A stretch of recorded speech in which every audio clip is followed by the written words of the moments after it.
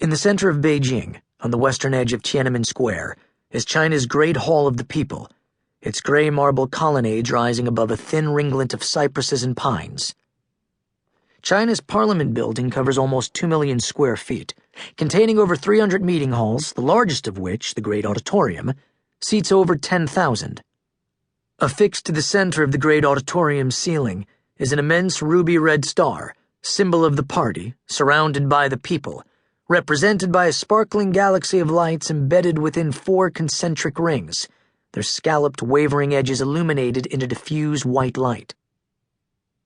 Along the eastern facade of the Great Hall, with the early morning sun slanting through tall rectangular windows, Huan Zhuxin moved briskly down a corridor lined with marble statues honoring the heroes of the people.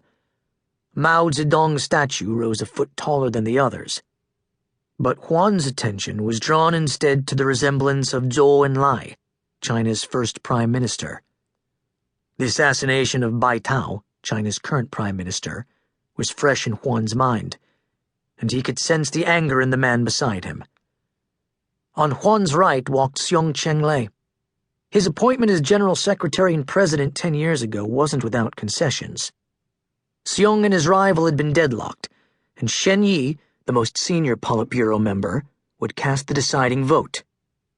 Shen's endorsement of Xiang was contingent on accepting his nephew Huan as chairman of the Central Military Commission, head of the People's Liberation Army, and Xiang had agreed. As head of the People's Liberation Army, Huan had meticulously reviewed the PLA's plan and was confident they would prevail. However, as the Politburo cast the most important vote in 4 millennia of China's history, a majority would not be sufficient. Huan's proposal required unanimous approval. At the end of the long hallway, Huan pushed against 2 heavy 10-by-20-foot wooden doors. Each of the mammoth doors swung silently inward, revealing a 20-by-30-foot chamber.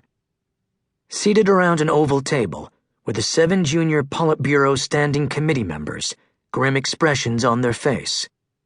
Xiang took his seat at the head of the table, while Huan settled into a chair along the room's perimeter. The empty chair at the table weighed heavily on Huan, and while Bai Tao's death was unfortunate, it was also fortuitous. Tao had been staunchly opposed to Huan's proposal. Huan turned his attention to the front of the conference room. Standing beside a large plasma screen was Admiral Cao Dushu, the highest-ranking admiral in the PLA Navy. The admiral wore a disapproving frown. The conservative officer had never been enamored with the objective of his assignment, but he had crafted a superb plan. But before Admiral Cao began his brief, Huan decided to prime the Politburo members. He stood, addressing the men seated around the table. As you are aware, we face the most severe crisis in the history of our country.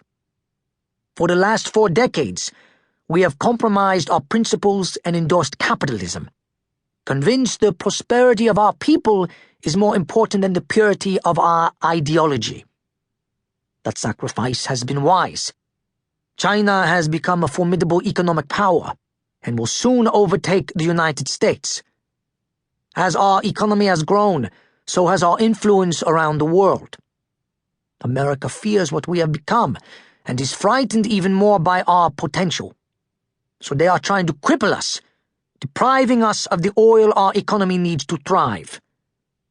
If we do nothing, everything we have sacrificed over the last 4 decades will be for naught. So I ask you, do we sit by and let America destroy us? Huan paused as the 8 men shook their heads solemnly. Or do we take action? Huan could tell his message was resonating, so he moved quickly toward his proposal. America believes we are cornered, outmaneuvered politically, and without the military might to challenge them. However, they are mistaken. We have significantly improved the capabilities of the PLA, and we now have the ability to defeat the United States Pacific Fleet.